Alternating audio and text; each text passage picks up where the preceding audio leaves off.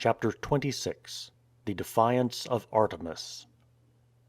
Paul, when he had passed through the gateway in those great walls, 4 miles long, which surrounded Ephesus, and entered the busy streets, would hasten to the house where his old Corinthian friends, Priscilla and Aquila, were living.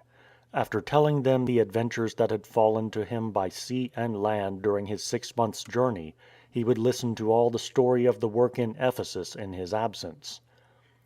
"There came to us from Egypt," they would say, "from the city of Alexandria, a Jew named Apollos. He was one who believed all that John the Baptist preached on Jordan, and he had learned about Jesus and his message of the kingdom of God.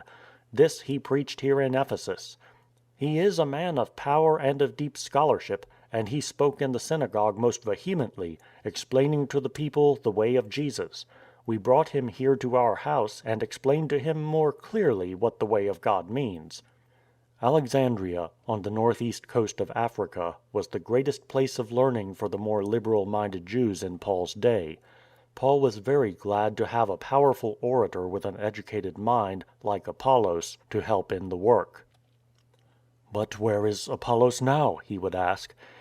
"He desired to go over to Greece, so the brothers here wrote a letter to the Christians in Corinth telling them to welcome Apollos and make him feel at home among them.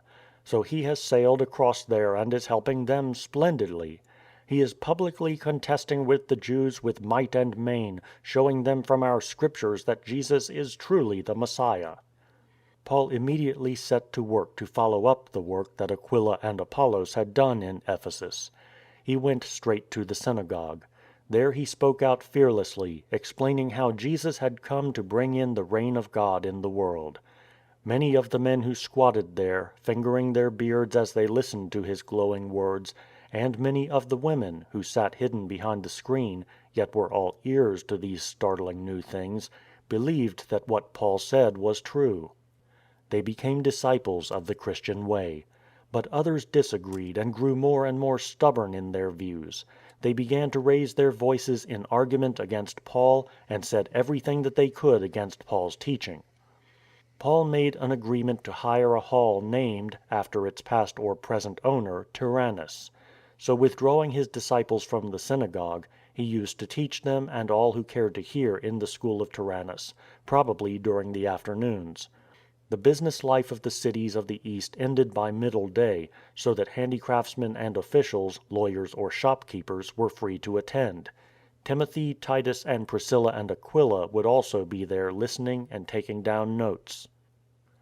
The work of Paul in the quiet of that room is less thrilling to us than his adventures in prison at Philippi or before Gallio in Corinth. Yet that work was one of the most fruitful and far-sighted of all his acts. As Paul sat there on the summer afternoons at Ephesus, in the lecture room with his disciples grouped round him, listening and taking notes, the eyes of his mind were gazing far beyond them. He saw all that province of Asia, of which Ephesus was the glittering and splendid capital, like the palm of a hand, of which the valley in which Ephesus lay was the wrist and the rivers were the fingers. There ran the fingers of the Lycus, the Meander, the Castor, the Hermus, and their tributaries, and on them the busy trading cities of Laodicea, Colossae, Philadelphia, Hierapolis, Smyrna, Sardis, and Thyatira, covering Asia, the richest province in the Roman Empire, which it was now Paul's daring plan to capture for his Lord. No wonder that he wrote from Ephesus to his friends in Corinth, "I have wide opportunities here for active service." He looked over that province like a general officer commanding, planning to win it for his king. The disciples who sat with him learning were the officers whom Paul was training. He planned to capture that fair province from Tyrannus's lecture room, and he succeeded. Timothy, Tychicus, Epaphras, and other men went out from that room and from the presence of Paul up those river valleys, aflame with enthusiasm and strong with his courage. In synagogue and marketplace, in all those cities, they declared to Jew and Greek, Roman and Asian, scholar and merchant, scribe and soldier, gymnast and gladiator, the unsearchable riches of him whom Paul had brought to them. Thus it was, doubtless, that the Gospel reached Colossae and Laodicea (Colossians 2:1), and other cities in the Roman province of Asia where the churches had not seen Paul's face even to the time when he wrote to them from Rome the open letter we know as Ephesians. So wonderfully did Paul's splendid and daring strategy succeed in working from that room, the school of Tyrannus, that Luke was able to write, Paul carried on his discussions and teaching every day, perhaps from 11 to 4, as a later note added to some local copy of Acts has it, in the lecture room of Tyrannus. This went on for 2 years, so that all the inhabitants of Asia heard the word of the Lord. There were mysterious people among those whom Paul taught, magicians, wonder-workers, hypnotists. Some had rolls of parchment and papyrus with strange drawings and signs, like the bear, the ram, the heavenly twins, the goat. They would ask your birthday and work out the star under which you were born, and then declare whether you would be shipwrecked or become a great general.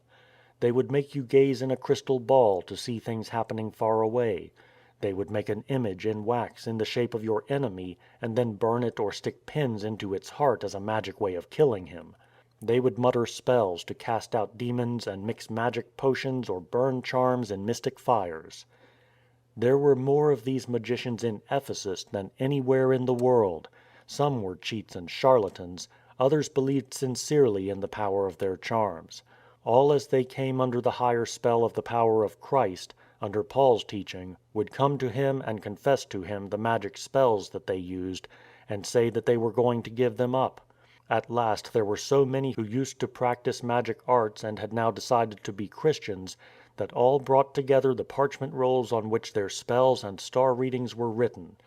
Placing them in a great pile, they set them in a blaze and made a great bonfire of them. They reckoned up that day that 2,000 pounds worth of books were burned. The crowds of people who stood around with wondering eyes as the flames leaped up, even those who before had not really listened to Paul's preaching, felt awestruck by the power of his work. One day some men sailed across the Aegean from Cenchrea and landed at the harbour at Ephesus. Coming up the portway into the city they inquired where Paul lived. When they found him, he was very glad to see them, for they were from the home of Chloe in Corinth, and he looked forward to having news of how his beloved people there were doing.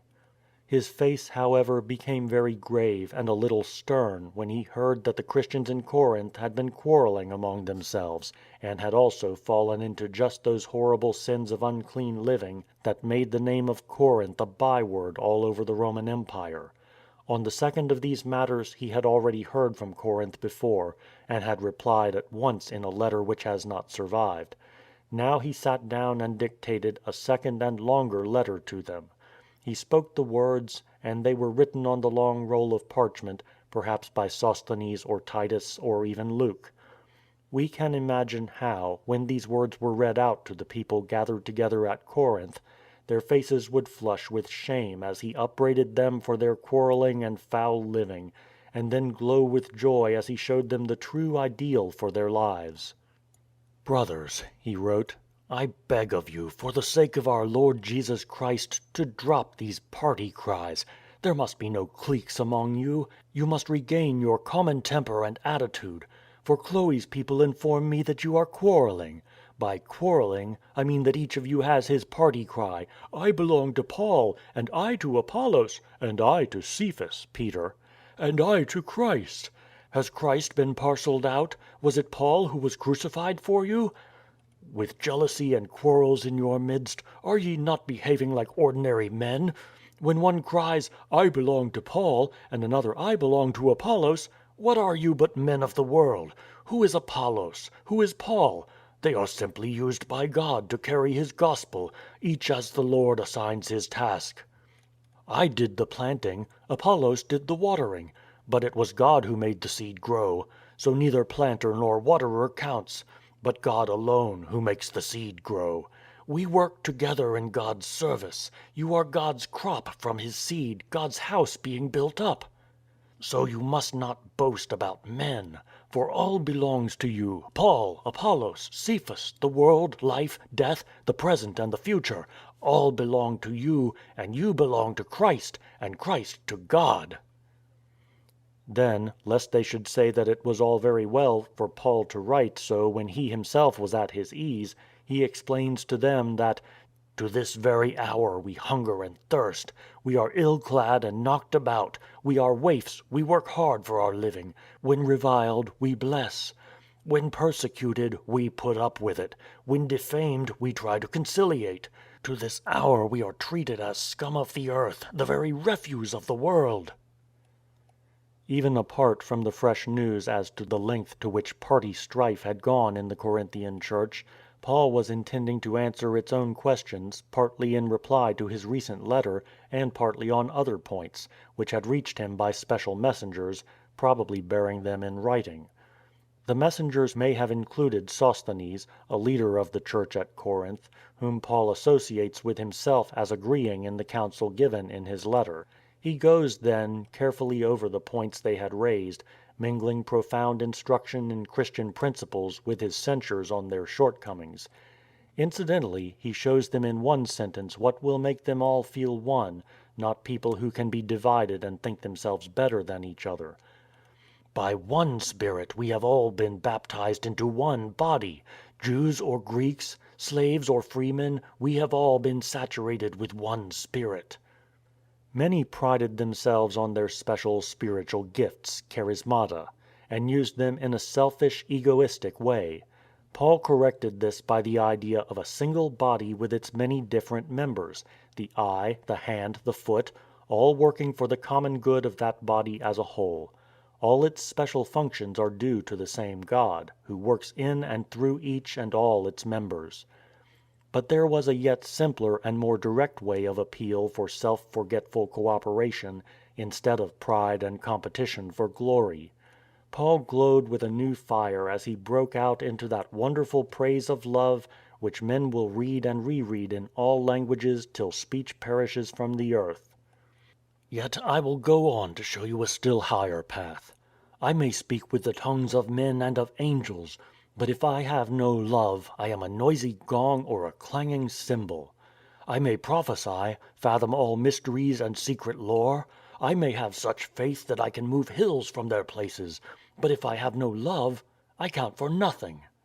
I may distribute all I possess in charity, I may give up my body to be burnt, but if I have no love, I make nothing of it. Love is very patient, very kind. Love knows no jealousy. Love makes no parade, gives itself no airs, is never rude, never selfish, never irritated, never resentful. Love is never glad when others go wrong. Love is gladdened by goodness, always slow to expose, always eager to believe the best, always hopeful, always patient. Thus faith and hope and love last on, these three. But the greatest of all is love." How the very being of those men and women at Corinth must have tingled as the bearer of this letter read out these words straight from their glorious author. So Paul came toward the end of his great letter and sent across the Aegean Sea from Ephesus to Corinth his ringing challenge and command: "Watch, stand firm in the faith, play the man, be strong. Let all you do be done in love."